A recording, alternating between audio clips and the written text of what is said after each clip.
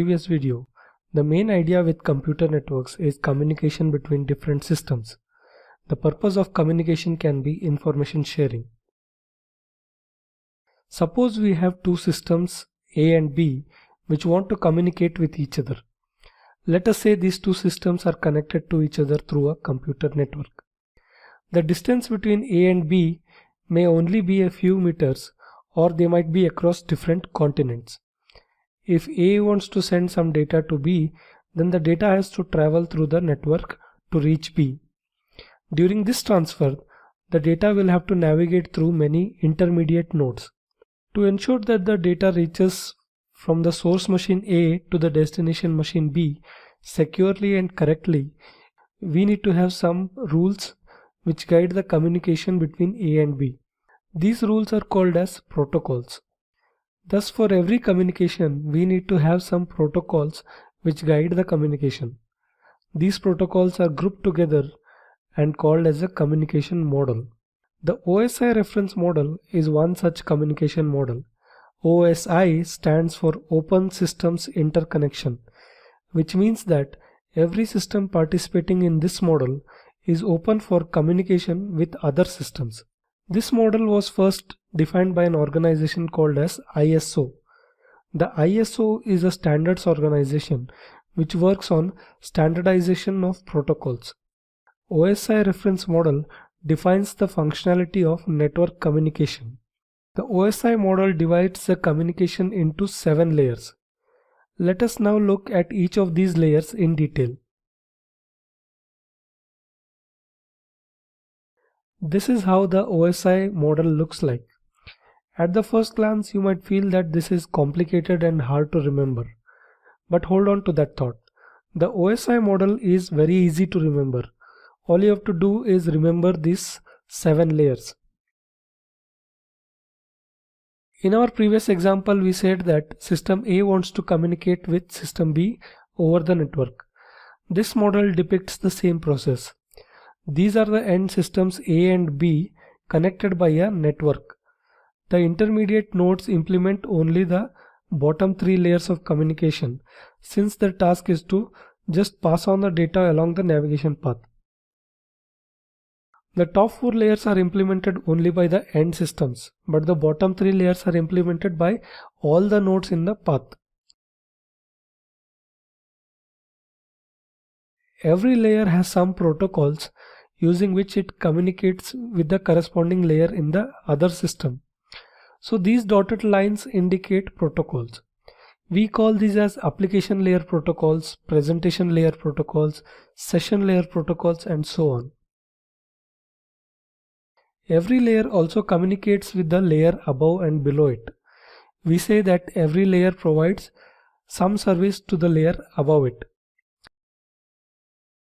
So protocols work between same layers of different machines, whereas services work with different layers within the same machine. We will discuss about services and protocols in detail in a different video. Now let us see what each of these layers do. At the top is the application layer. This is the layer at which users communicate with the systems. This layer provides some protocols using which applications can communicate with each other. An example of application layer protocols is the FTP protocol. Next is the presentation layer. This layer is concerned with the format of data exchanged between the end systems. For example, if the integer format in system A is 32-bit long and in system B if it is 64 bits long, then appropriate conversions have to be done. This is done by the presentation layer. Session layer allows users on different machines to create sessions between them. If an application creates different transport streams, a session layer can bind all these different streams belonging to the same application. For example, if you are doing a video chat, then the session layer combines the audio stream and the video stream. Transport layer receives the data from the session layer and divides it into smaller units called as messages. These messages are passed on to the network layer. On the receiving end, it makes sure that the messages are accepted and arranged in correct order. These messages are merged and passed on to upper layers. Network layer breaks a message into packets and transmits them across the network. It is the responsibility of the network layer to make sure that the packets reach the correct destination. This feature is called as routing.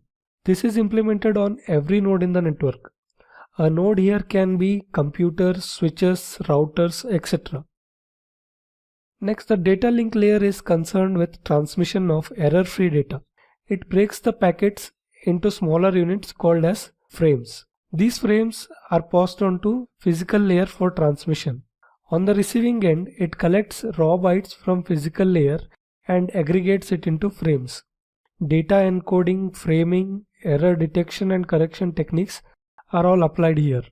The bottom layer is the physical layer, which is concerned with transmission of raw bits over the communication link.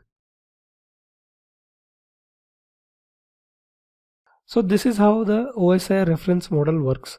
There is another reference model called as the TCP/IP reference model, which we'll discuss in another tutorial. So now let's do a quick recap. The application layer is where the users interact with applications to provide data. The presentation layer is concerned with format of data exchange between the end systems. The session layer allows users on different machines to create sessions between them. The transport layer is concerned with end-to-end communication of messages. The network layer is concerned with routing of packets to correct destination.